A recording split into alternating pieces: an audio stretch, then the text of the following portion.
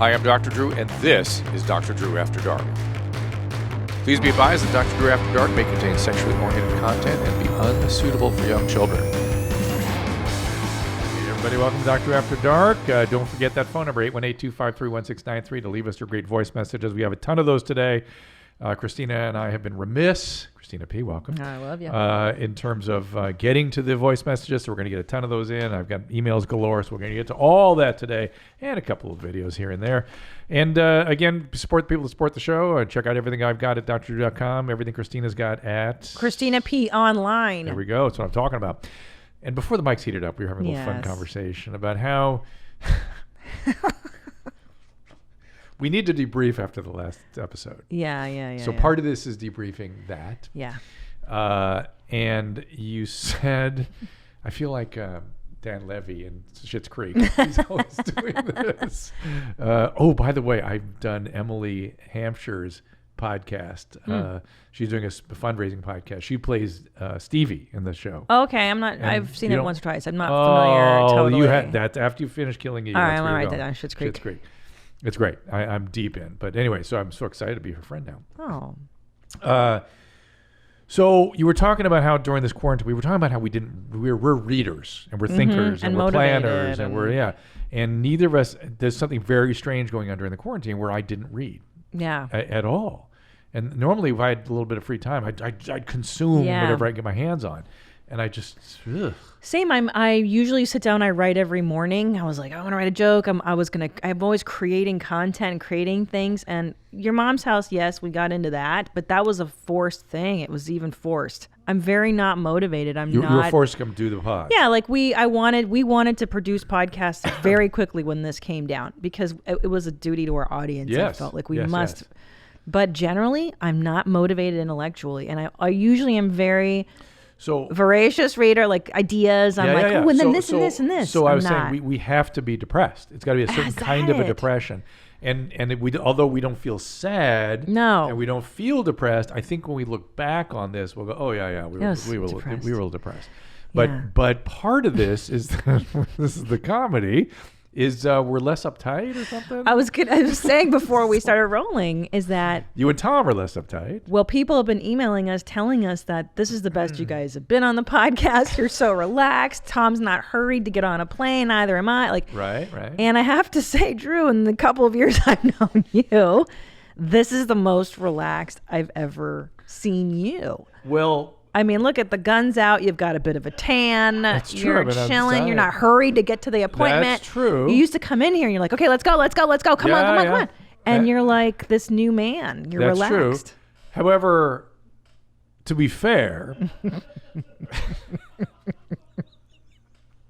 Look at you. You're just laughing for no reason, giddy. Are you on pot too? Are you taking 10 milligrams? Am I on pot, Mom? Am I on pot, Mommy? Are you taking drugs? I'm. But to be fair, it was the poutine that took me to a new level. You're still riding the high. I need to talk about it. Yeah, you need to process. I need to talk. I need to process. I was a bit traumatized. Sure, let's go. We didn't get a chance to do it on the last episode.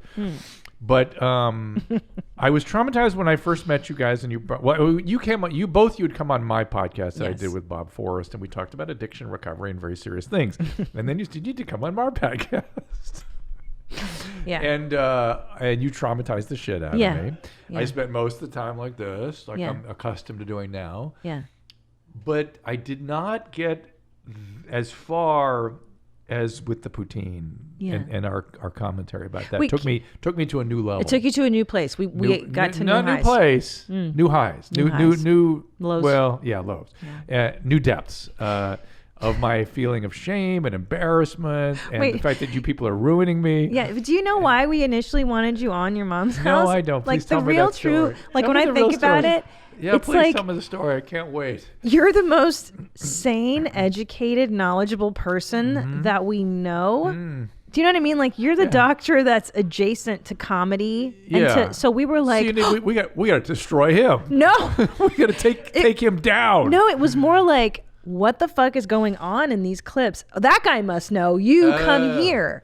You're saying, so actually make sense of it. Yeah, we wanted to really dissect, and then I get that. I believe that was your motivation. Yeah. However, I'm remembering how Tom presented these things to me. I remember him sitting there diabolically, like, is this normal? Yeah. But then the horror, your horror, was just a happy accident. It was like a fun byproduct. I see. Okay. Of your wisdom. I see. So this wasn't some sort of this wasn't an intentional. I just love you. This wasn't an intentional You're my favorite. act.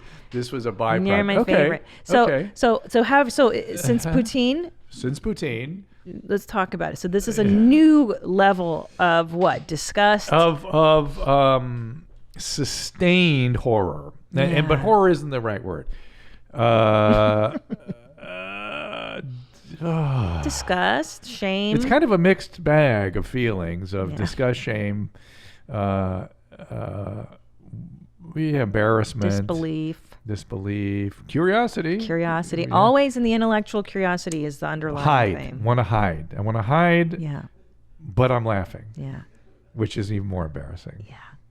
Well, is there any animal in nature that eats its poo-poo? Oh, a dog? Dogs do. Dogs do? Why do dogs do that? You know, you can look that up online. I've seen that question online before, and I thought, I'm not going to click on that. Okay. It doesn't really matter to me. But it exists in nature. It's No. Let's move away from the poutine and more back to my reaction, because that's what I need to process. Okay. Boredom, illness, anxiety, fear of being punished for accidents, getting attention as a learned behavior. Maybe there's something good anxiety. in there. I think anxiety is a good poop reading. Sure. Oh, so that's interesting. So it is kind of it's a behavior that is out of the norm. Do you remember when you first saw a dog eat poop? I did. Yeah, my dog Elvis did, and I was like, isn't it weird that that's how much it affects us? Yeah. My first memory, I was probably 4. Yeah. And I can remember the dog. It wasn't even my dog. It was my cousin's dog. What's wrong with Oh my God. I'm remembering it was even, and one of the kids shit outside like a baby, and the dog ate it. So it wasn't even eating the dog's poo. It was eating the baby's poo. We were like, I remember we were like, I was probably 4 or 5 years old going, why? What are they doing? Why are they doing that? I have the exact same feeling about Norman. Really? What? Yeah, what? Why is he doing that? What's going on? I want to know. I can't ask the dog, but I can ask Norman. If he gets back to you. I want him to. I'm such a wash of conflicted feelings. I know. I had to traumatize you. It's for your own good. No, it was good. I laughed. It was good. I was in a time warp too. Temporality ceased to exist. I was outside of time. You never had a patient on like celebrity rehab that had any weird scat stuff? I'm sure. Yeah, I can imagine some patients that might have been weird into it, but more as a way of being, demeaning to somebody. Yeah. Because I remember I did that sex rehab program, and there was a lot of stuff going on there with people. And I could see in their illness they could do that kind of thing, and that was in an illness, right? Yeah. and so for me that wasn't like, it was understandable what they were doing, and it was not okay. It was part of the illness. I didn't have to think about it as them doing it. Right. Now isn't this interesting though, that the way I process it, in terms of looking at these people doing these degrading things to other people, is how Piggy processes his own pigness. And that's interesting that you called him Pig and not Norman, because I do think those are two separate identities. Yes, that's what Norman is the mortgage broker guy. I'm doing that with that's intention. Interesting. Because and I have the patient and the sick. We take the illness away from the patient too. The individual has an illness that makes him or her do that stuff. Interesting. Oh, that's interesting. I'm feeling better. Yeah. But it is interesting how one sexualizes something that's really, I think that's why Brown makes me giggle so much, because it is so errant, and it is so weird that I am this great I smell nice. Is it errant? Errant feces. Mistress yeah, P. errant feces. But that I'm brown. It's like so gross and vulgar. Like, how is it that I produce such a gross thing, and most of my day is not spent doing anything remotely as disgusting as browning? Yeah, women tend to dissociate themselves from their brown more than males. Males celebrate a little bit. Well, I celebrate a little. Do you? But Okay. I do now. I mean, I've learned to take that repulsion and be like, Now, is that something that has been the result of your marriage and your relationship with Tom? My mother married a guy who Well, first of all, my family's big on brown talk. So it was never shamed in my house. Okay. It was always like, we always talked about browns. And basically, it's a family thing. And then I met Tom and his family's into browns. And we were like, oh. It's on. Yeah, it's on. Like, fun. It's fun. Good. Wait, does Susan Brown? No, in front of you. She's not. She don't dig it. She likes, she's very, she's one of the, she's not faint of heart. Yeah. But she also is like, what do you, like, leave me alone. Go away. Leave me alone. Let me poop it. Yeah, I agree. Okay. But she's not like the kind where she's sneaky. She doesn't announce it. Not faint of heart. Yeah. Okay. Not faint of heart. Well, she has three kids. Like how? Two male children. We'll do you in. Oh, you're in for it. Let me tell you. You better get some estrogen in there, or you were gonna rue the day. I'm not kidding. My sons and I went on a vacation together one time, and we would sit in the hotel room and eat out of the mini bar until there was like a murder scene. It was like the way the cops put a chalk around the chalk mark, but it'd be all with just potato chips and peanuts and stuff around outside of us. We'd sit in the hotel room and watch sports, and then we'd go out and go to the stadium and see more sports. And at one point, I called my wife. I go, we're sinking. We're losing it. We're going down. Yeah. Honey. We need some estrogen here. And here's what we both noticed. All three of us noticed so immediately. It's like we'd be eating, we'd be in our little murder outline, and we'd be sitting there and we go, time for the game, let's go. We get up and go. We're like, oh my God. When it's time to go, we just go. There wasn't somebody going, hold on, hang on, I got to fix my hair. Got to Right. There's a procedure for women in terms of leaving. Males just get up and go. Well, I thought, oh, that's interesting. I've been explaining this to Tom for 15 years. He'll be like, come on, we got to go in 5 minutes. And I'm there in my pajamas at the breakfast table. I go, baby, I'm not a man. I don't know how many times I have to explain this shit to you. There's a procedure. I got to shower. I got to make up. I have to make myself societally presentable. It's a whole fucking thing, man. It's a thing, yeah. Oh, believe me. I tell him all the time, I'm not a guy. He's like, why don't you watch the football game? Oh, because I'm not a fucking lesbian. I don't want to. Why don't you lift weights with me? He says yesterday. I go, because I'm not a lesbian. I don't want to lift fucking weights. I'm a woman. Does he like? Do you like sports? No. You don't even like them. I like tennis. I play tennis. I'm a gentleman. I play tennis. I don't watch football. I don't watch sports. I don't give a shit. I like Laker games because I like to see them live. You know. You like to sit courtside and see all the people sitting around there. All the hot dogs. Oh and my God. Compression pants. Oh my God. I like that. You are in for some serious hell. I know. Except you're gonna like seeing your boys. Little league games and stuff like that. You're gonna like that. Yeah, because you're watching them. Yeah, you're gonna like awesome. that. But you're in for some serious trauma. Fuck, I'm just gonna drink. It's gonna be like me watching poutine for about 7 years. Great. Okay, enough of our life. Let's talk about this. Look, it's so relaxed. I'm a 19-year-old guy who recently learned to suppress my refractory period. I don't know what he means by that. I learned you can separate ejaculation and orgasm by tensing your kegels. After some practice, I was able to do it. I wanted to see how often I could orgasm in an hour. After 40 minutes and 5 non-ejaculatory orgasms without any refractory period, I had to stop as the pain began to develop to my penis. What does he really mean as a non? Does he have a Kegel? Do men have Kegel? We have Kegels, but he means like he's almost. I think he means he's almost orgasming, and then he pulls back. Like tantra. Yeah, I think that's what this is. Would this be a multi-orgasmic? There is such a thing as multi-orgasmic males, but they white every time. That's a multi-orgasmic male. White. And there are a couple guys that do that. And it's kind of rare. I've talked to them. More importantly, is this dangerous? You can get some risk of retrograde ejaculation. Is right. You can retrograde. It goes back up into the bladder, and that can become a real problem when it comes time for fertility because it can just keep happening. Oh, that you get urine in your. You get white in your urine. I'm sorry. Yeah, but it doesn't come out when it's supposed to come out for fertility purposes, right? Is a dick shaped like a banana natural from beating off or from bad circumcision? It can be all those things. Is there a procedure to get my meat straightened? Get your meat straight, man. Yes, this is called, there's Peyronie's disease and there's acquired Peyronie's disease. And Peyronie's is a plaque that forms on one side. And there's a lot of different things to be done now with that. It doesn't necessarily require a surgery. But you should talk to a doctor about it because it can get really uncomfortable both for you and your partner. Right. If it's bent one way, then it's always going to hit up against certain stuff. Yeah, and that's not so good for the women. And it can usually when it's a circumcision problem, it's usually just at the tip, like there's like a hockey stick kind of thing at the end. That's the circumcision. And what problem. is that from? That just a botched. Peyronie's? Yeah, botched. Like it's scarred Someone improperly, just scarred in the wrong way. Christina P. Dick is not curved to any side like a normal shaped banana. Literally, most chicks I've talked to about my banana say it's because it's almost always hits the G spot, so he likes it. Have you ever come across bananas in your personal life? Yeah. Is Tom a banana dick? No. Have you heard any opinions from girlfriends if you have personal experience? Go ahead. Wait, I mean, I've seen dicks of all shapes and sizes, and like they're not. I think there's this thing in the male head of like there's this ideal peener, and everyone else has it except for me because I've got this thing, and it's it's men. The penis becomes a version of their worth. Yeah. Like it's very weird. They starts at about 15, where it's a symbol of my worthiness. And if there's a problem with my sense of self-worth, I start focusing down there and thinking there's something wrong with that.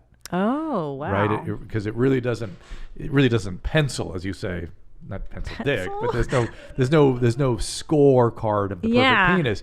But if you're not feeling good about yourself, men start to focus down there that there's something wrong with that. Yeah. Isn't that interesting? That's interesting because I've known boys that have not a lot of meat down there, but they're so confident you wouldn't even fucking know it. They don't have self-worth issues. Yeah. So they're all shapes and sizes. But it begs the issue. Is there a perfect?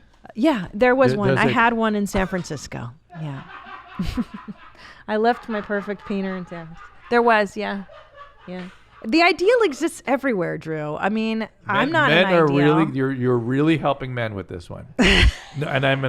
What makes it perfect? To me, now that's subjective. We're going to get to that. Yeah. So what makes it perfect? It's all subjective. What makes it perfect? Okay, girth, I'm talking length, I'm talking stature, I'm talking when it was at full mast. It was gorgeous. What does that mean? Men don't know what that means. Personally, I just meant it had a nice size and had stature. Are we talking big? Yeah, I was on the larger side. So extra big. So some women don't like it. Not extra big. I'm just saying it was a little above average. Which is like I don't know 7.5, measurements. Sure. 7.5, 8.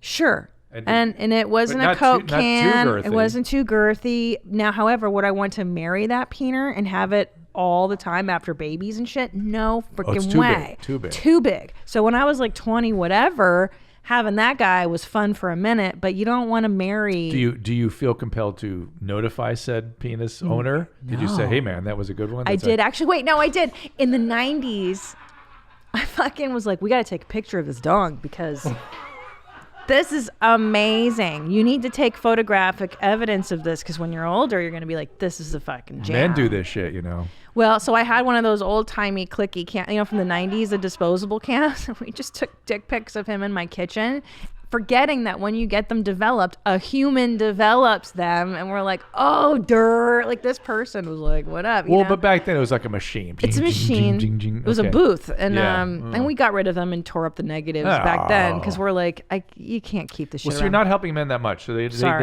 need to be able to compare themselves against the ideal. And whether or not your ideal is an average ideal for women. I don't know. Some women might like a short, fat chode.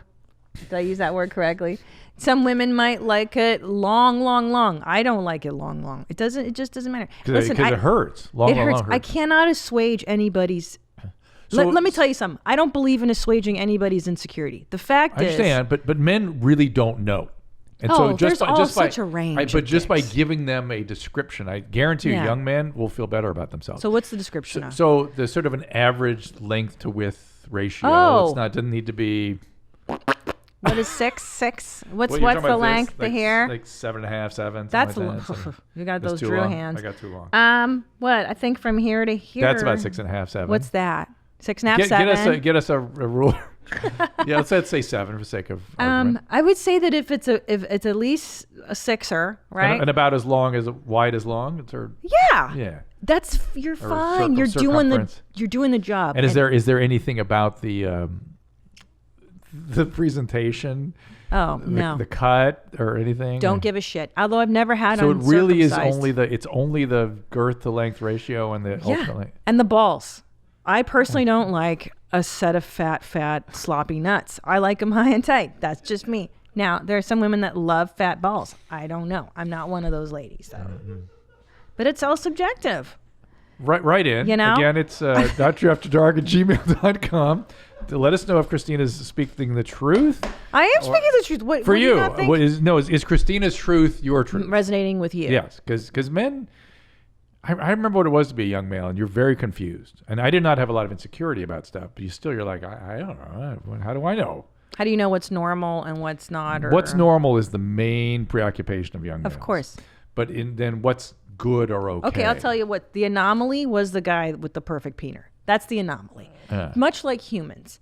There's a handful of those that are gorgeous. There's only so many models, Giselle Bundchens or whatever in the world. There's those, and then there's the rest of humanity. But when you say gorgeous penis, we don't know what the fuck you're talking about. A horsey peenie? He wasn't a horsey. Gorgeous penis. His penis was a statue. We don't know what the okay, fuck hold you're on. Okay, talking I'll tell you what. It's like a golden penis. When he would become erect, it was gold. It would just go. It was big and nice around, and it looked like an ideal penis. Okay, the head was like perfect. Right. So there is a cut that's perfect. The cut of the jib is important. Yes. It was not curving. It was normal straight up and down. And the guy had impeccable nuts. Okay. Perfect. Right. So it's starting to make some sense. Yeah. I'm sorry. I wish I had. See, Tom grills me on that too. He's like, well, how big? How many inches? I'm like, bitch, I did not take a ruler out in 1990, whatever. I don't fucking know numbers. You ask me. I don't know how many inches that is. Well, you gave us a hint with this. Yeah, your hand. That. Not a small hand. You got a small hand. All right. That's about average. Let's just sort 6. of see here. Oh, this is against policy. Your hand's much bigger than mine. So I got about another 3/4 of an inch on you, so something like that. I have white bumps on my areola. One day I tried squeezing one as if it was a pimple and discovered that my Montgomery glands secrete a light, cloudy fluid. Upon research, I discovered this may be indicative of a greater problem. I realized there's several symptoms of a thyroid issue. That's true, low thyroid, not limited to whatever. I had initially attributed it to weightlifting. No, I had trepidations. So anything milky coming out of bitch. No. It's a guy. And anything milky coming out of the nipple. Thyroid, prolactin tumor, medication. Those are the common things. So prolactin secreting tumor in the pituitary gland, hypothyroidism, and sometimes medication. Medication's probably the most common thing. Jizz in your areolas. Yeah, that's not. You do need to get that checked out. My dad thinks he's a prophet, hoping this is the right email to send. Some context about a year and a half ago, my dad had a revelation. While mowing the lawn, has since gradually slipped into real nutcase stuff. He took off in the middle of the COVID quarantine to join a militia. He thinks he's a prophet, can make doomsday prediction. He's been gone 3 weeks now, spreading the word and living in his car. Okay, this much stuff. So there's so much stuff I can't even write it all down. What's going on? Schizophrenia or something else? Actually, the first thing to do is get a CAT scan. I mean, to make sure he doesn't have a brain tumor or something crazy going on or some sort of inflammatory process in his brain. Number 2, make sure he's not doing drugs, get a drug screen and make sure he's not off there on meth. And then number 3, it would not be schizophrenia. That doesn't come on in adulthood. That comes on 18 to 22. Bipolar mania can come on later on. And if he's older, like he's 50, 60, 70 years of age, that can be precipitated by a small stroke. So again, back to the CAT scan. So first, order business, see if this has a medical basis to it, and then you see a psychiatrist and get him down off the roof because he'll be soon saying he can fly and things like that. Oh boy! Hey, can I ask you a question about schizophrenia? Yeah. Because my mom was really fucking whack. You mentioned that. Yeah, and I thought she was totally broken from reality. You said it onset 18 to 22. Yeah. And then do you think she could have just been mildly burp, burp? Oh, she was paranoid, deeply paranoid growing up. Yeah. And then you later. had mentioned, we kind of talked about this. There might have been a psychotic process, like she was a severe borderline or something, and then kind of slipped over into real psychosis. But it wasn't like was she hearing voices? Yeah. Yeah. And was she seeing things or anything like that? Yeah. Seeing things, hearing things. The reality was not even. So I would want to do a medical thing on somebody like that first, because when psychiatric stuff comes on later in life, you got to think medical first. Oh. But don't know. Yeah, she could. Sometimes borderline and bipolar go together too, so it could have been a manic thing. Oh, interesting. So, I don't know. She was highlighting instruction manuals to microwave. She would chronicle the dogs in the neighborhood she'd seen in journals and a lot of paranoid stuff about hoarding? Passwords, hoarding. Yeah. Oh. So she. So she decompensated in some way. So what is that? Yeah. I'd have to know more. No, it sucks. She's still around? She's dead. No, What'd she's she die dead. of? 2015. Pulmonary stuff. whatever. She broke down. She had cancer. Like emphysema or lung cancer? No, lymphoma. But I think Well, the that all could have been treatment- from the lymphoma. Yeah. Oh, the people- breakdown. The medical, people can get crazy from lymphomas. Cause a lot of neurological stuff. Oh, so maybe that could have definitely. Anyway. And then the chemo doesn't help anything. Is any. No, that made her nutty. Chemo really did a number on her. Can't nut. I had a question about a side effect I had when I was taking painkillers. Can't nut. I used to be a pretty bad addict. Oxycodone, Percocet, about 90 milligrams. Can you isolate him going, can't nut? Yep. Yeah, that's I've nice. done and done. I've gotten clean and now 4 months sober. When I was using, I could not ejaculate. My partner and I would try methods to achieve orgasm, but I couldn't ejaculate. Why is that? Because that is a side effect of opiates. You can prevent. That's why methadone for some people, if they find it unacceptable, because it screws with their libido and screws with their ability to nut, as you say. Here's somebody with bipolar. Hey. No, diagnosing many people. I've been dating women with bipolar and borderline. This is a little codependent here. I unhealthily get infatuated with many women. These relationships crash and burn. They're fun. They're not healthy. But I've been in a relationship with healthy people. I find it boring. What is that? That runs a gamut of severe codependency. Yeah. Right. But it usually and often blurs into love and sex addiction. Oh, interesting. So it's kind of sex addiction-y stuff for men. Huh. After some time, there always can be an echo from these women describing how they have made life changes, gone to therapy, they are better now. Sometimes I've fallen for it and it implodes again. I have my own issues, no kidding. Go to therapy and take medication, good. I deal with depression. I feel like I'm growing. Is there ever a situation where these relationships could work out? He's still hoping it could work out. You know, people will commit to these relationships. I mean, you can commit to one and you're in for a rough ride. It's not going to magically get better. That's a rough go. You can either have something exciting that gratifies that sex addiction piece of you, or you can have a good, productive, fully functioning, nourishing life with a sane person. But you'll bust nuts super hard with that one, so it's kind of worth it. And also, don't have children if you're going to get with a borderline-y bipolar. Please don't, because it's fucking impossible. Oh, I have one more. A strange low libido problem. I've been the last few years. I've been worried. I'm 29 now. I wish I could make myself horny again. Is this a medical condition? I want to ask the doctor, but I don't want to finger up my ass. He will not necessarily put a finger up his ass. Yeah, what's that? This is a male, Jack. And a drop in libido in a male is a medical issue. Oh. So this is a warning to people that go, I must be asexual in my sexual orientation. Please don't do that till you've had a medical evaluation. Interesting. Because if you have no libido, particularly if you're a male, the most common reason is a medical problem. So, and by the way, sometimes that starts in adolescence, so you may never have had a libido. It's a great book by Ken Baker called Man-Made. He had a prolactin screening tumor in the pituitary gland. He had a prolactinoma, which are very common. These are not lightning bolt strikes. These are common medical conditions. And he tells this whole story how when he was growing up, he liked girls, but he didn't have that that his friends seemed to have. And he liked sports, but he kind of dropped out. He didn't want to play, and he just didn't have the competitive kind of feeling about it. And he'd work out, but he never could seem to sort of get anywhere with the workouts. Then at about 23, he was diagnosed with a prolactinoma. They took prolactinoma out, and he went into testosterone storm. Immediately was masturbating 3 times a day, started having sex with lots of different people, became a professional hockey player. Oh, my God. And so just with turning on testosterone.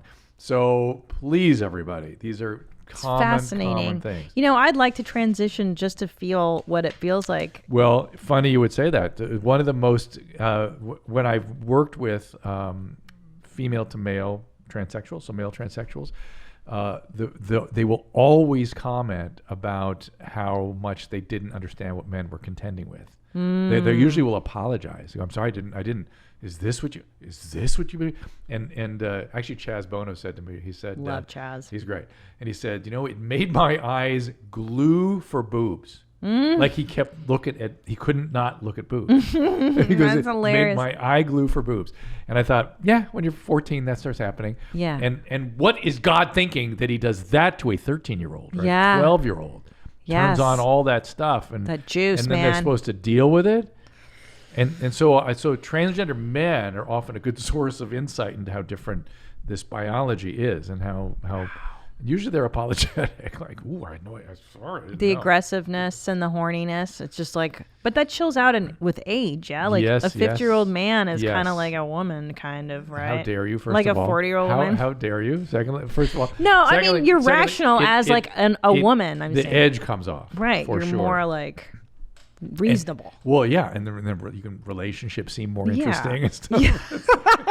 You're a person, is what I'm trying to Become say. a person. No. Until you're about 30, Yeah. I when I did Love Line with my cat, we would always say, like, men should be like in a cage till they're about 30, and then you let them out. Otherwise, they're kind of dangerous, particularly in relationships. I agree. Yeah. I don't blame the men. I blame the biology. The testosterone. Blame God. What was he thinking? Yeah. I got real aggressive on my first pregnancy, and I swear it is because there's testosterone. It's the progesterone. It's progesterone. It's all that progesterone Yeah. produced by your placenta. But that creates progesterone irritability. Yeah. Were you irritable? Oh, I was ready to fucking kill Yeah. everybody. And then then progesterone has androgenic properties. Oh. And there is more testosterone, and so that gives you the That's what it aggression, is. irritability and aggression. Yeah, because I was aggressive. I was like, fuck you, man. Not so much on the second one, on the first kid. I was like, I know I'm pregnant with a boy. I just knew it. I'd fucking kill you. When I was eating meat, I'm going to go to In-N-Out. Oh, it's bad. If your inbox is anything like mine, it's I don't get very exciting stuff unless Bespoke Post has dropped in with their box of awesome.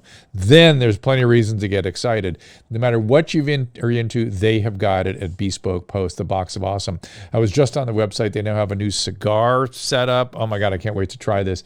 Barware, cooking tools, outdoor gear, carefully crafted collections.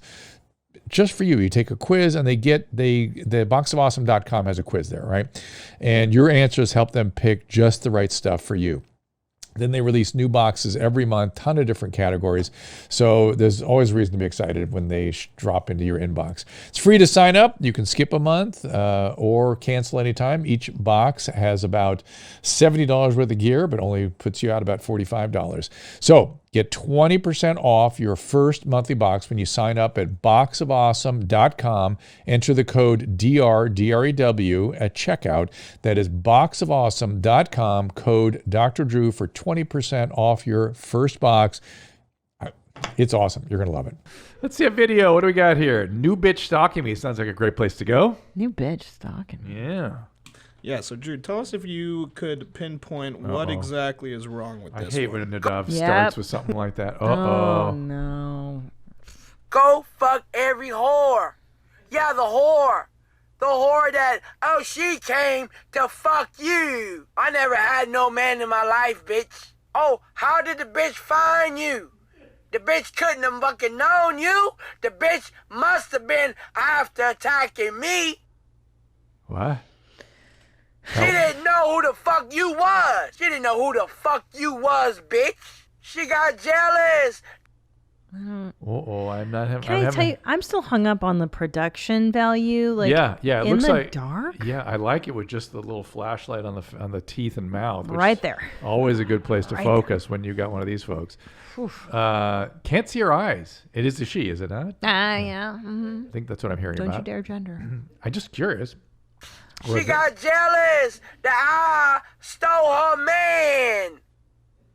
So it kind of reminds me of the TikTokers we have that sort of complain all the time about everyone giving them shit about something. And the aggressive, like, you fucking it's like picking fights with the world. Yeah, never know who they're yelling at, never know what the problem is. And I feel this is like even more confusing because it's not even a TikTok. Is it? It's just directed at one person, Well, but they maybe put it out there for maybe. Do you think she stole a man? Maybe it's four-stroke guy or something. I don't freaking know. Motherfucking bitch trying to force me to marry her man like the Virgin Mary was secretly forced to marry Joseph when she wasn't even looking. So we're getting into this The religious stuff. Yeah, so we're getting into some psychotic process here. So let's hear a little more. That's who your bitch is. You ugly bitch. That's who the fuck you think you gonna be too? You ugly fucking bastard. Okay, so you know how people sometimes stand in the corner and just are talking and yelling? Yeah. This is that into a camera. Wow.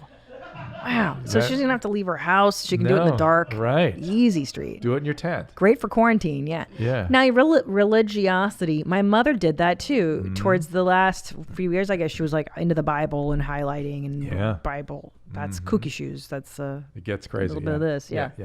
Psychotic process. Wow. Hyper-religiosity, scrupulosity, that kind of stuff gets crazy. Scrupulosity is kind of different because that's more with the obsessive compulsive disorder stuff. What is scrupulosity? Let's look it up. Scrupulous meaning it's like scrupulous religious practice, and in some extent, scrupulosity, obsessive, moral. See it? OCD involving religious or moral obsessions.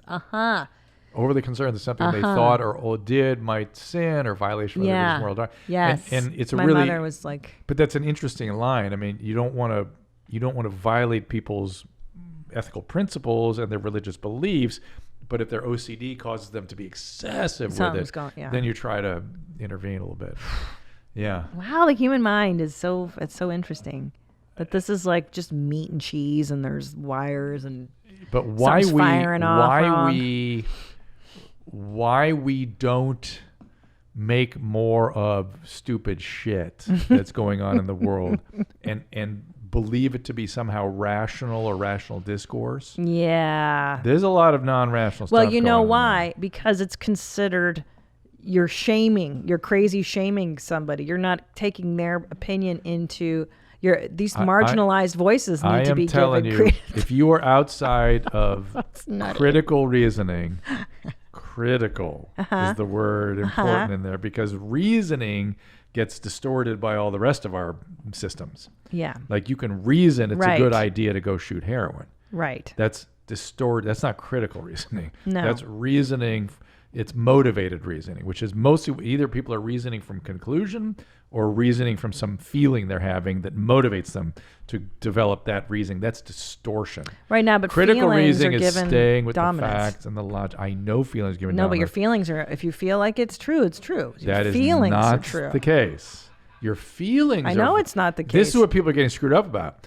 People started screwing up the difference between, hey, if that's how you feel, that's valid. Right. Your feelings are valid. They're not logical. They're not necessarily reflective of the truth. Or reality, yeah. Of anything. Yeah. They're valid. They're your feelings. Right. They may be completely disconnected from the truth. Yeah. And they should not be the source of your reasoning. Right. It's distortions. Now, it can motivate you to go and look at things, but once you examine something, examine it critically. Yeah, it's not happening now in society. Doesn't that bother you? Especially as somebody who studied philosophy and the whole thing was critical thinking. It's my gravest concern in the world right now. I agree. Aside from that homeless problem. But the way we're approaching... But the second is the critical thinking. But the way we're approaching the homeless problem does not involve critical thinking. No. That's if you're a critical thinker, you look at that and you go, that's easy to solve. We change the laws, help people. They're sick. Their brain's not working right. How dare you? I don't feel that's right. Yeah. How can you say that they need assistance? I don't feel that. Right. Oh. No, it's terrifying, Drew. It's terrifying. Feelings are most important. And it doesn't have to be backed by reality. When did that happen? Corolla pointed that out to me. He said he was fighting with his daughter one time, and his wife came in. They were fighting, and Adam goes, "I don't care what you're feeling. Clean this thing up," or that you're humiliating her or something is what she was feeling. And Adam goes, "No, I'm not humiliating you. I just need you to X, Y, Z." And the wife comes in and goes, "Hey, that's her feelings. If that's how she feels," and he thought, "Oh my God, we're in a la la land now because the feelings take priority over the reality." Yeah. Oh boy. The upside down.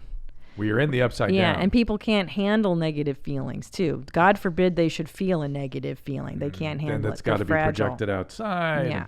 They don't understand they're projecting a lot of their feelings too. No. If they see badness, they see it in you. It's their own feelings of badness. Oh man, Drew, we got to solve the world's Only problems. fans, mom assistant. What does that mean? What does that mean? Oh shit, man. Again, half eyebrow. Yeah, yeah. Interesting teeth.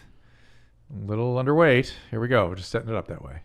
Hi, good morning. I just thought maybe I would answer that kind of question with a video message because I can't really answer that kind of question, accurately. You're just going to be like, yeah, sure, of course she knows what you do. This is my mom. She lives with me. So the question is, some guy on Instagram asked me if my mom knows what I do. LOL, this is my reply. Okay. Don't forget the LOL. She's laughing out loud. Okay, keep going. These are my boobs. And yes, she knows what I do for a living. In fact, she's actually my personal assistant. Yes, I am. And I'm very proud of her. Extremely I don't know proud. why guys try to shame me with that kind of shit, man. Like, What's the shaming? Oh, does your mom know? Okay.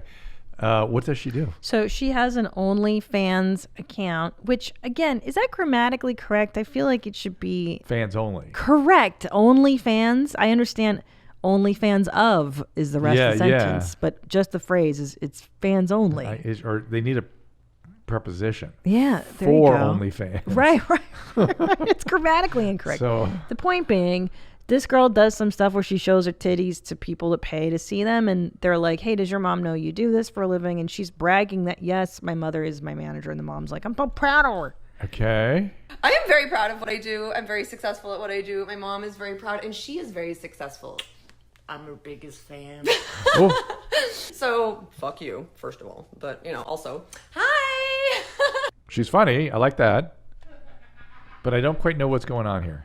Oh, I like the mom giving the finger. That's hysterical. Yeah, I think it's Oh, that's it's so called funny. bad parenting. Is that what that is? Where you encourage that a what it's child called? to do pornography? Is she doing porn? Is that what she's doing? I think is she like so. a cam chick or Yeah. something? What is she doing? Does it really matter? She's showing her Yeah, boobies. she's Well, I'm wondering- doing cameos and she's a cam girl and Yeah. she's trading sex work for money. It's not She- good. well, why don't we talk to another sex worker? Josh, what's going on? What is she doing?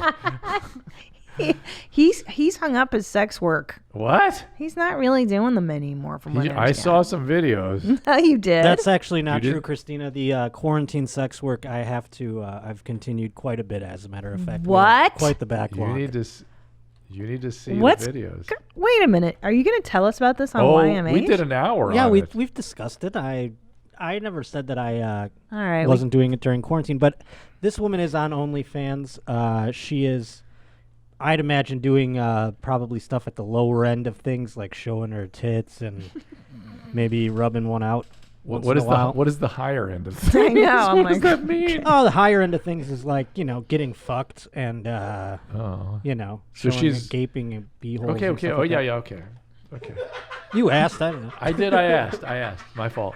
So yeah, she's probably Forgive me. judging by forgive me. judging by her aesthetic, she's probably at the lower tier of OnlyFans. I It would say. looked like at the beginning, it looked like her camera was distorted a little bit, like she's trying to have the anime eyes and stuff. Yeah. like a filter. Yeah. Is she like an anime character or something? No, she's weird got like the that? pink hair, so she's trying to lean into the alternative model sort I of see. lane there. But yeah, it's a lot of OnlyFans has a lot of amateur women on it, I see, especially I now see. during the Quarantine. the virus, and Okay. they're trying to make some extra scratch, and so Okay. they're Well, all see, dealing with pornography in a weird way. People are asking them these types of questions. What does your mom think of all this? And so she's. I see. Do you get those kinds of questions too, Josh? What does my mom think about it? Yeah, Yeah, I don't give a fuck what my No, mom would think okay. about it. Yeah, I'd be like, You just need to paying see your some phone of his bill this videos. week, I'd Mom." love to see some. I wish you'd bring them into your mom's house and let's. Oh, we have plenty. I was disappointed 'em you in. didn't have me do some sex work for Tom during his birthday when you know. ordered all those cameos. I was upset. I know. What? I order cameos from the 90 Day Fiance before the 90 Days cast. Oh my God. Yeah, and from Shaws of Sunset, Mike, like silly, fun Bravo TV type people. Oh, that's fantastic. Yeah, it was great. It was really good. But Drew, what do you think's going on when the parent mom. is supportive of anybody in a porno career? That always seems a bit strange to me. I think usually it's just they're usually beaten down by the child, beaten into it.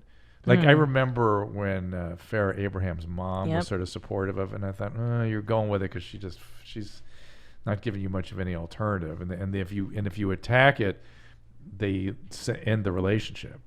Gotcha. You know what I mean? And there's a lot that it's not just, hey man, I'm just ask Josh. It's not just, hey man, there's stuff going on. And as a parent, you can help them deal with that or not. It's not a great position they're in, but I worry about who was with that mom, who was dad.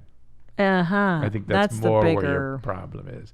And I like the 60-year-old mom giving the finger to the phone. It's really classy. It's very classy. Do you think that Josh Potter has mom issues? Now, how does it go with male sex workers?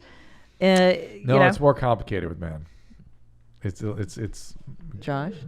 How well, he hates his mom. But that's a different issue. For sure, he hates a different thing. Mom, yeah. Well, I think we all do. Everyone that works here, except for Chris. He's normal. No. I like my mom too. I'm sorry. Do we have a couple more TikToks for me? And then we'll do some voice messages. Fucking love TikToks. I know. Sex work. It's so ridiculous. Would you show your feet, Dr. Drew? If that's all I do is show my feet. That's what you have to do. You make a lot of scratch. That's weird. Uh-oh. Okay, hear me out. I have a really crazy concept. Why don't we use this app to lift each other up and inspire each other and not just bring each other down and point out flaws and say what we don't like about each other? Because that's not fun. Just an idea. Because, bitch, it's called the internet. It's not internet therapy. Everyone feels good. What's the artist I'm thinking of when I look at her? Oh, boy. Bjork? No, the painter. Oh, Frida Kahlo. Frida Kahlo, yeah. Yeah. Okay. Next. No. I really shouldn't have to be saying this at this point, but whenever you know your sexuality or gender identity is perfectly fine. Some people know at a young age, other people discover it later. Both are natural, normal, and okay. That's all true. However, it's being said by a woman with horns through her ears. Thank you. And the eyebrows are tattooed. Oh, how do you tell? Oh, because I've watched this one a few thousand times. Look at those tats for eyebrows. Oh, yeah, those aren't real. What is it, like a fish? It's like are they? Is it like an animal on her eyebrows? Not sure. A whale. It's like a whale. Yeah, I'm more concerned about the presentation of like the crazy corks in the ears and then the tattooed eyebrows. That's not a cork. Those are like whatever. Those are gigantic horns. They're not even bones. They're horns. So it's nice. And by the way, what's the sanctimonious lecturing? Yeah. Oh, I love that line. About the obvious. Yeah. Like yeah, we're all good. You don't tell us people's gender stuff. It's good when it's good. Nobody's fighting you. No. Nobody's fighting you, sweetie. Okay. Do what you want to do. Give me a little more. Oh. This one's my favorite. So there's something I want to talk about relatively quickly before I dive into a bunch of videos and education. So I am non-binary, but I am also transmasc. What that means for me is that I'm not a trans man. I am not a man, but my identity is centered around a masculine set of traits. I love my beard. I love having a flat chest, and I really like being perceived as somebody who's masculine. But I'm not a man, and I'm not a woman. So I'm a non-binary. And that's how I perceive and feel my gender identity.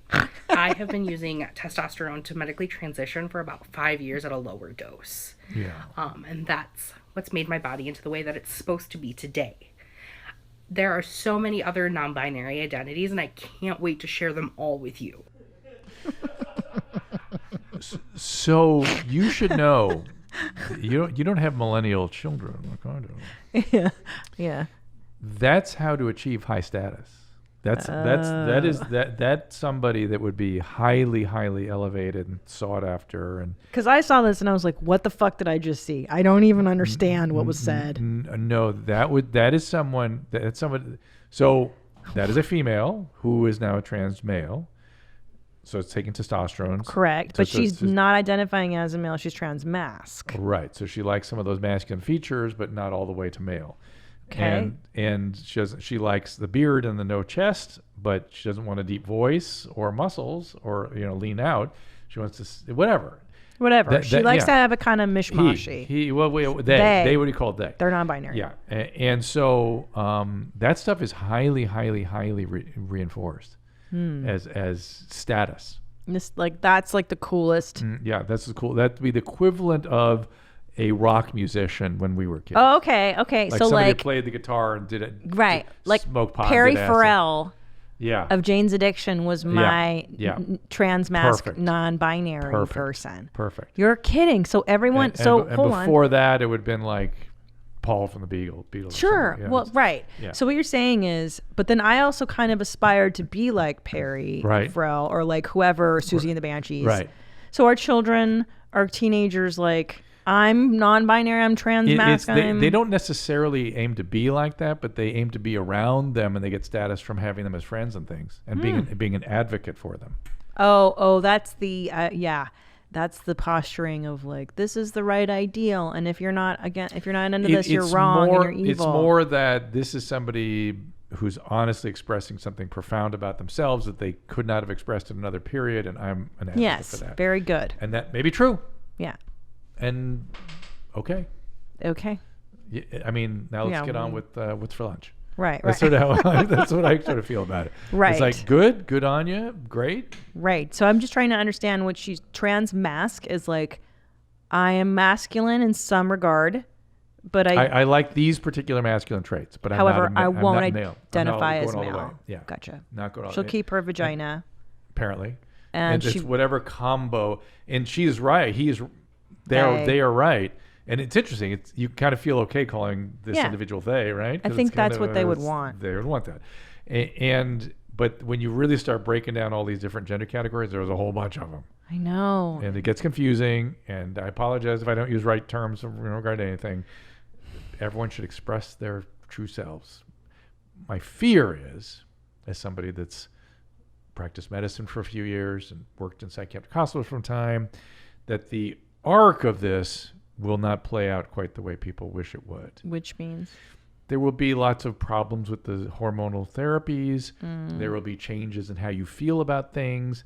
There will be childbearing and rearing issues that will become complicated.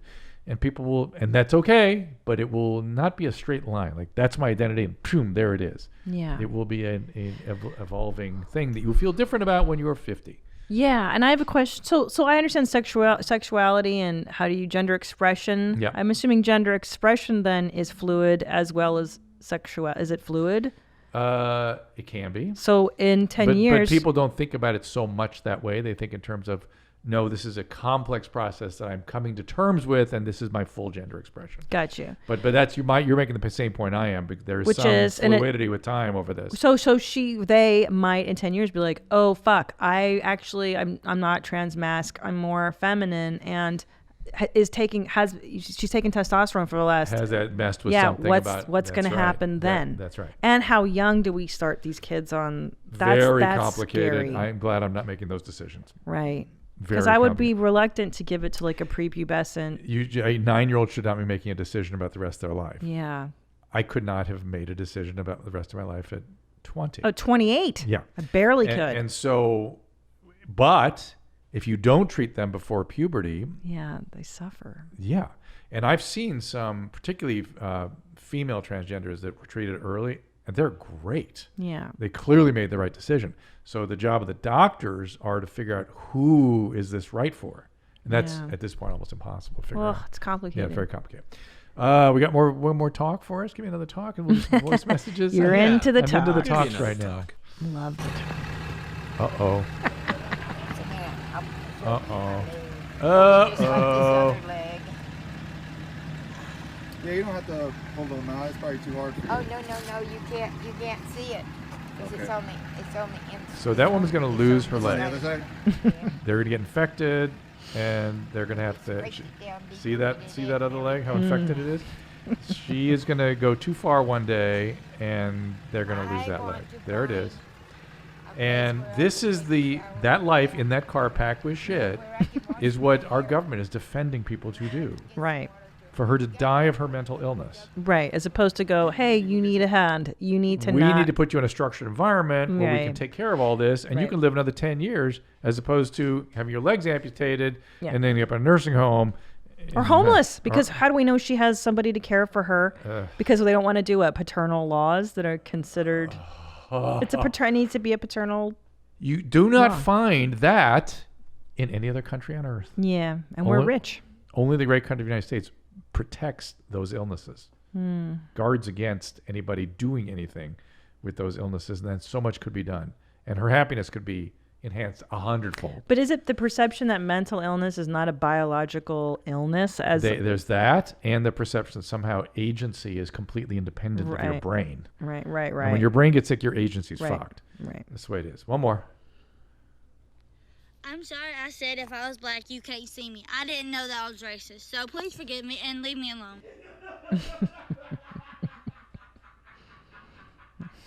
I don't know. I just thought it was funny. I don't know, really. One more. Wait, why is that lady's leg so fat? What was going on there? And why was it swollen like that? So people's legs get edematous as they age, commonly. And if you're obese and sitting all the time in your car, it further causes the swelling to develop. And then once it develops, the skin stretches and the immune function doesn't work so well, and bacteria get into the skin and start to infect the skin, and then it gets in and causes cellulitis, and it can be really bad. And when the swelling becomes sort of recalcitrant like that, it's almost impossible to get it under control. Yeah. And you get lymphedema in addition to the fluid edema. It's just a damn mess. So you're saying don't be fat. It's not good.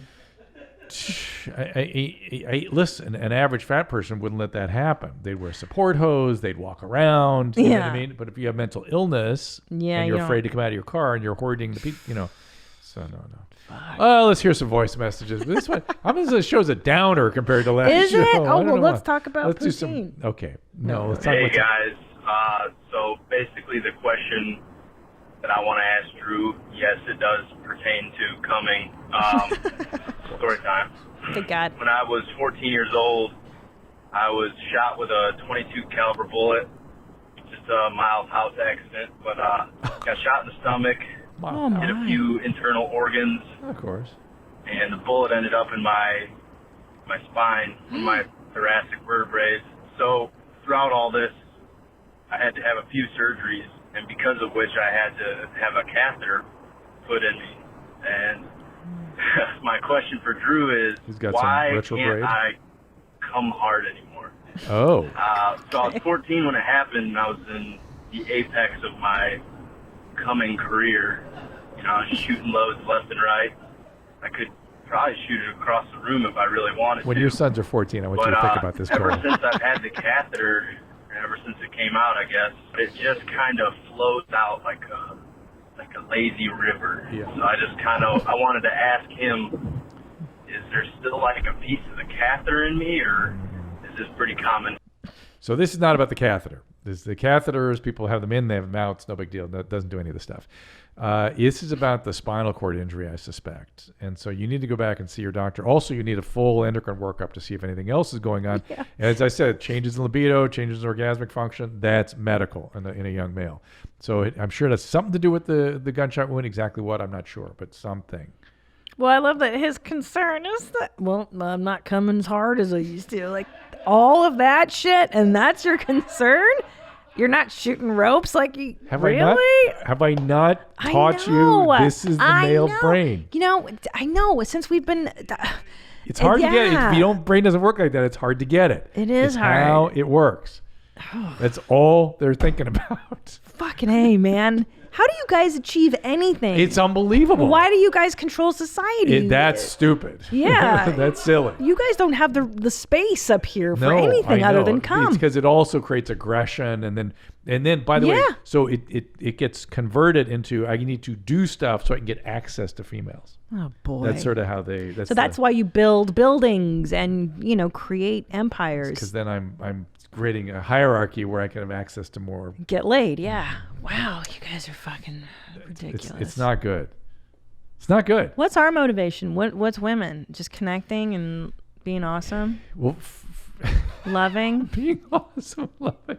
Raising things, raising people. Then wait, if that's the male, am I just supposed to run away from you guys? Tom, first of all, Tom doesn't understand. I tried to explain to him the other day that women live in a state of, I could get raped right now. We can't get safe? that. We cannot. He can't wrap his head. We do not understand that. Yeah, because they're the one doing the raping. Yeah. You guys have no concept of being a victim, a potential. You got to understand something. That a male converts that into, you mean I could get, somebody would have sex with me? It's like, yeah, I want to be raped. Let's go. Let's do that. It's like, Can't I worry about that all the time? Why can't I worry about that? Well, is it? So that's the craziness. Well, right do your there. orgasms feel like 1,000 times better than the females? Is that what this is? Like, is it that? No, it's the drive to orgasm more that we have. You have to Like, get it out. You have to do it. Yeah. Fucking do it. Yeah. Yeah. And you, what did you say? You said something else that I wanted to address. Like, what are we? Oh, what are What's you guys? the female? Yeah. So your motivation, you have a. First of all, it's different woman to woman. Yeah. Very different. You have a feature of a motivation called receptivity, which we do not have. Receptivity. That's an estrogen-based phenomenon, receiving, calming, bringing somebody into you. True. We don't have any of that. No. So receptivity is something that motivates, and then the reproduction impulse is very strong, right? Oh, it's so beyond anything. I hit 35 and I was like, must make children now. We don't really have that. We sort of have a desire to be like the head of a family, but we don't have that same motivational system that women have. Yeah. And then once you have children, that becomes the motivational. Running away from them.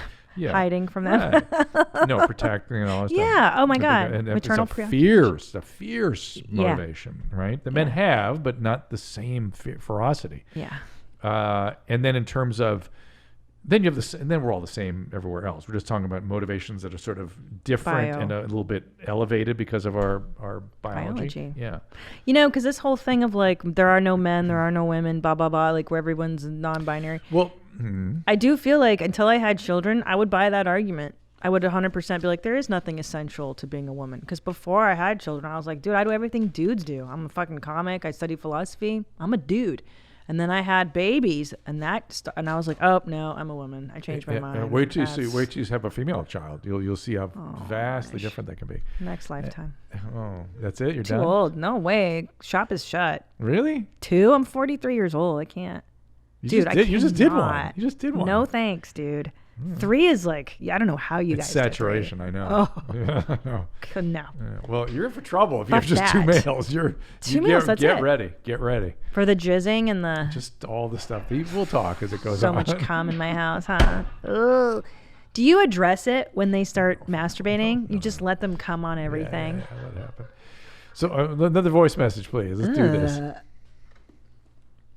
Hi, my name is Zach, and I just had a quick question. Sometimes when I'm feathering it and I'm petting cats and dogs, I tend to get a little stiffy down below. It's below the pant line where my jeans are high and tight. And I just wanted to know, why do I get stiffies when I'm petting cats and dogs? Keep feathering it. Follow Proto. Proto. That's what's his name? Fed Smoker. Oh, he had a Proto. Proto, brother. Oh, that's right. Yeah.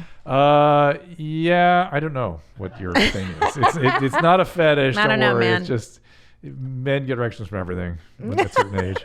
Just don't judge That's it. true. Give me another one. Just roll with it. Yeah.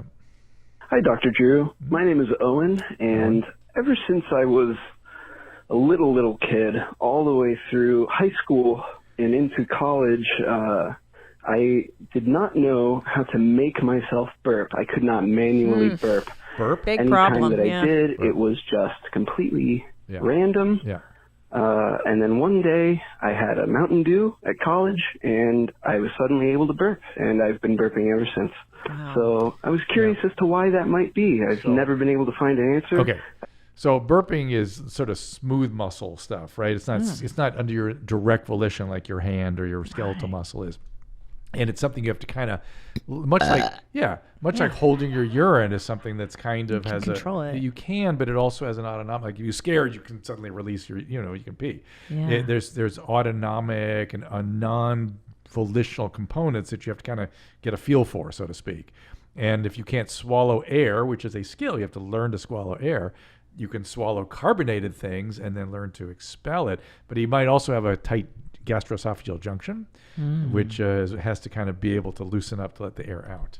It's something. It's Fascinating. just You got to learn how to force burps in elementary school. Esophagus has part skeletal muscle and part smooth muscle. Up here you have more skeletal muscle, and down here it's all smooth muscle. And so you can that's why you can volitionally swallow the air. But again, it's something somebody has to kind of learn to do. You have to train. But beyond that, it's sort of on its own a little bit. Wow. One more. Just give me one more. Such an important question. Yeah. Hi, Dr. Drew. My name is Tyler. what are the characteristics of a good brown? I'm talking Oh, for God's sake. a solid, big old fat brown. Come over to my house. Yeah, Look they- at mine. they- They're perfect. Christina will show you hers. You can take a look at Piggy's. Those Yeah. are not perfect. I've been having perfect for poutine. Perfect for poutine. I've been having such great productive browns on this quarantine because I've been really good about my diet. I've eaten a lot of veggies and stuff. Good. And they're like foot longs lately. Good Why for do they you. do that? Because it's all compacted in there and it's all good bulk. Yeah. All that vegetable. Yeah. It's good. Okay. Good. You're like healthy colon. Oh my gosh, yeah. And my kids too are great poopers. No one's got a problem in my house. Good. Do you feel like constipation is an emotional issue at some Can point? be. Look at any. Yeah. I mean, Pent up. there's different versions of it. And sometimes, if I have something like that, sometimes just because like I'm traveling or busy or something, your body never has a chance to relax Yeah. and do that kind of stuff. And if you're anxious and preoccupied, Yes. right, it makes sense that would be Clench up. Yeah, I feel that. Same with headaches. Sometimes you can give yourself a headache, right? Being all keyed up. That brings us to the end. I know. It's been fun. It's been really fun. I love you. Love you too. Is there any stuff Wait. we need to go over before we end this? I know. I know. What are you going to do today after this? I'm What's quarantine Drew going to do? gonna do a streaming show and talk about whatever's going on in the COVID data and stuff. And I Yeah. do that Fox 11 show still every night. So you're still Yeah. you're still doing the grind. You're still I'm not really doing a lot. but I have no future. I don't know what's ahead. I just Yeah. have today. You know what I mean? I can sort of plan the week, sort of, but It's very unnerving to not know what's going to happen next week. I think this is that depressing part we were talking about. Yeah. Is that not having hope and planning for the future is a little, and I'm prone to depression, and I think I've combated that my whole life by getting excited Same. about what's next and stuff. Yeah. And so not having that is sort of a letting down. And now what bothers me is I'm getting used to that. Yeah. That's very troubling.